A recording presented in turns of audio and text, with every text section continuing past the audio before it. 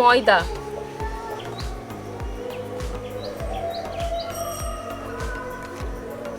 লবণ,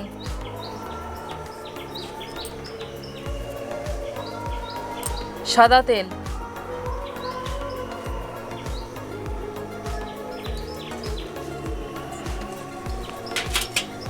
জল দিয়ে শক্ত করে মেখে নেব।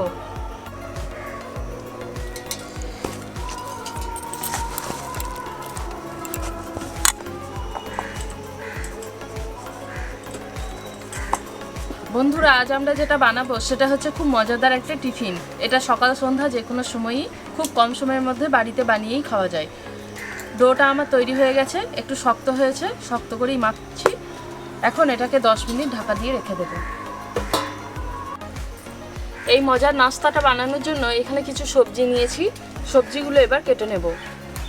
3টি কাঁচা লঙ্কা, 6 কোয়া মতো রসুন, 2টি মাঝারি সাইজের পেঁয়াজ, একটা মাঝারি টমেটো, একটা ক্যাপসিকাম।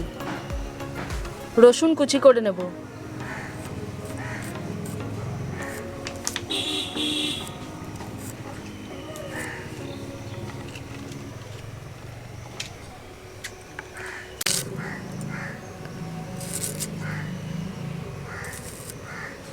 পেঁয়াজটাকে একটু বড় সাইজ করে কাটবো।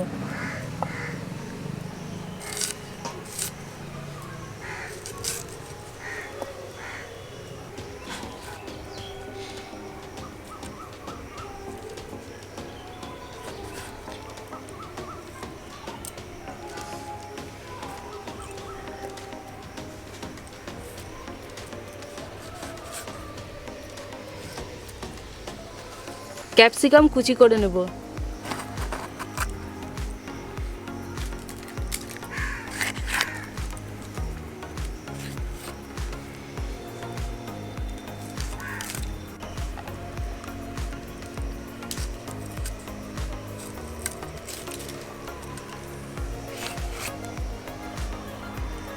দশ মিনিট পর ডোটাকে আবারও খুব ভালোভাবে থেসে নেব। ডোটাকে থাসার পর এরকম হাত দিয়ে একটু গোল মতো শেপ দিয়ে নিয়েছি। এখন এই ডোটাকে কাঁচি দিয়ে খুব সুন্দর সুন্দর করে কেটে নেব।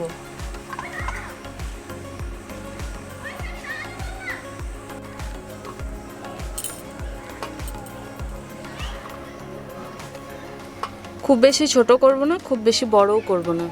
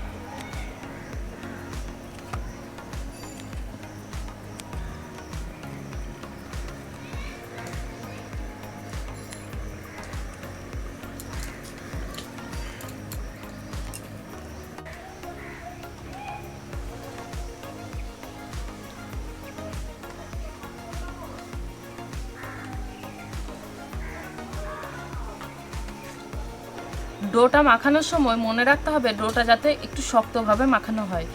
ডো শক্তভাবে যদি মাখানো না হয় তাহলে কিন্তু কাঁচি দিয়ে এভাবে সুন্দর সুন্দর শেপ হয়ে কাটা হবে না। আর এগুলো দেখতে এত সুন্দর লাগছে, পুরো একদম ঝিনুকের মতো। কোনোটা পাতার মতো হয়েছে, কোনোটা ঝিনুকের মতো, বিভিন্ন শেপ হয়েছে, খুব সুন্দর হয়েছে।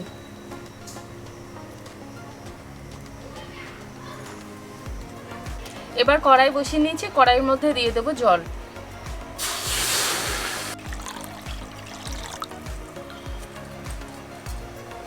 জলের মধ্যে দিয়ে দেবো খুব সামান্য পরিমাণ সাদা তেল।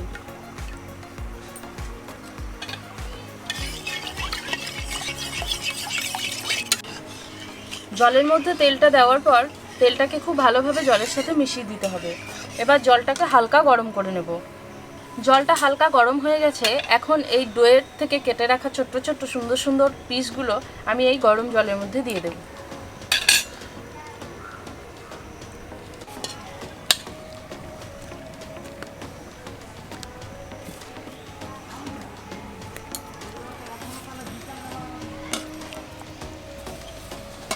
এবার একটি ঢাকা দিয়ে এটাকে 10 মিনিট খুব ভালোভাবে ফুটিয়ে নেব।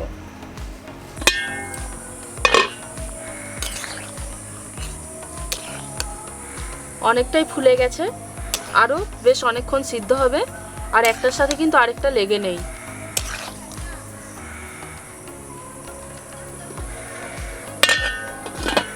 দশ মিনিট হয়ে গেছে, এবার ঢাকনাটা খুলে দেব।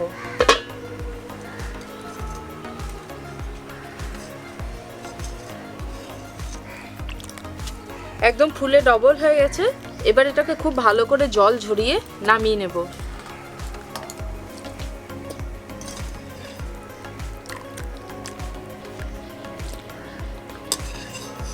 কড়াইতে দিয়ে দেব সাদা তেল। তেল খুব ভালোভাবে গরম হয়ে গেছে। তেলের মধ্যে দিয়ে দেব রসুন কুচি।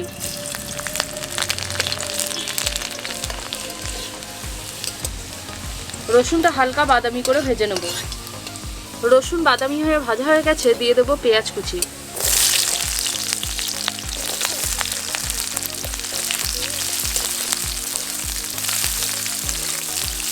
ক্যাপসিকাম কুচি।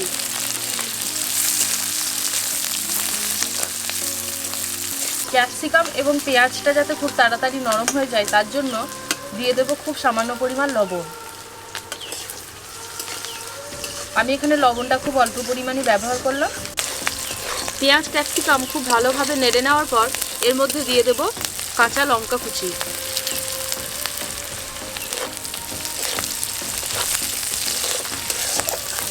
এবার দিয়ে দেব টমেটো কুচি।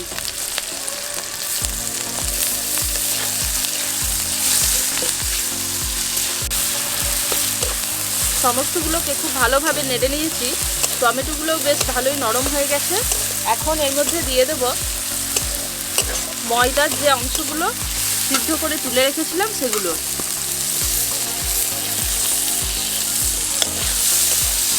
সমস্ত সবজির সাথে একবার খুব ভালোভাবে নেড়ে নেব।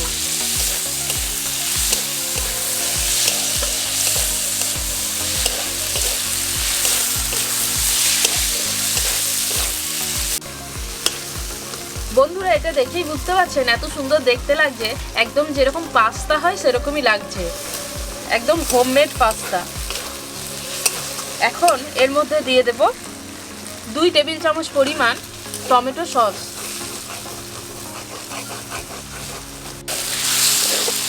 1.5 চা চামচ পরিমাণ সয়া সস,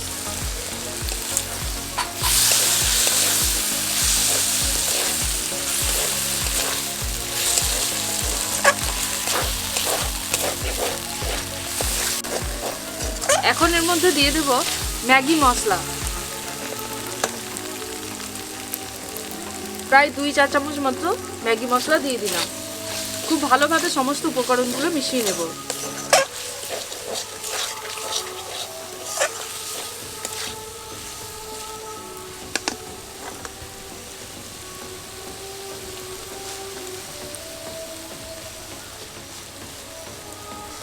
গোলমরিচ গুঁড়ো ঝালটাকে একটু অ্যাডজাস্ট করার জন্য। বেশি ঝাল পছন্দ করলে কিন্তু এখানে রেড চিলি সসও দিতে পারেন। বন্ধুরা, আমরা বলেছিলাম যে এখানে খুব কম পরিমাণ লবণ প্রথমে দিয়ে দেব। তার কারণ হচ্ছে সসের মধ্যে যথেষ্ট পরিমাণ লবণ থাকে। যদি আমরা বেশি লবণ দিতাম তাহলে কিন্তু সস দেওয়ার পর সেটা অতিরিক্ত লবণ হয়ে যেত খাবারটা।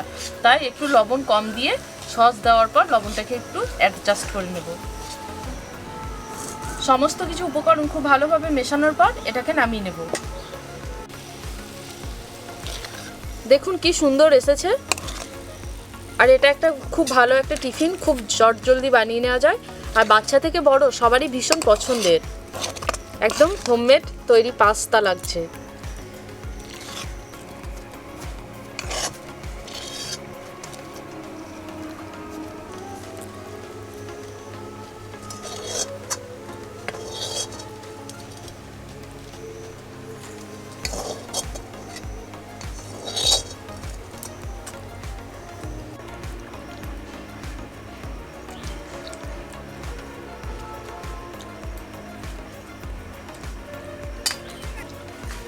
যেরকম দোকানে পাস্তা।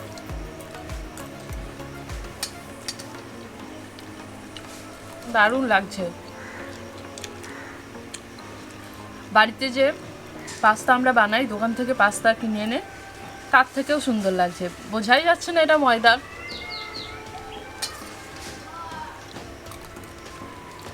আর বাড়িতে চটজলদি টিফিন বানাতে হলে যদি বাড়িতে পাস্তা না থাকে তাহলে কিন্তু এই ময়দা দিয়ে পাস্তা বানিয়ে নিতে পারেন। দারুণ দারুণ, না খেলে বুঝতেই পারবেন না এটা কতটা সুন্দর লাগছে।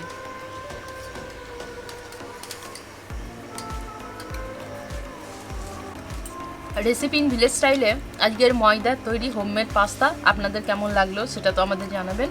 আর বাড়িতে একবার অতি অবশ্যই কিন্তু তৈরি করে খাবেন, ভীষণ সুস্বাদু, ভীষণ সুন্দর লাগছে।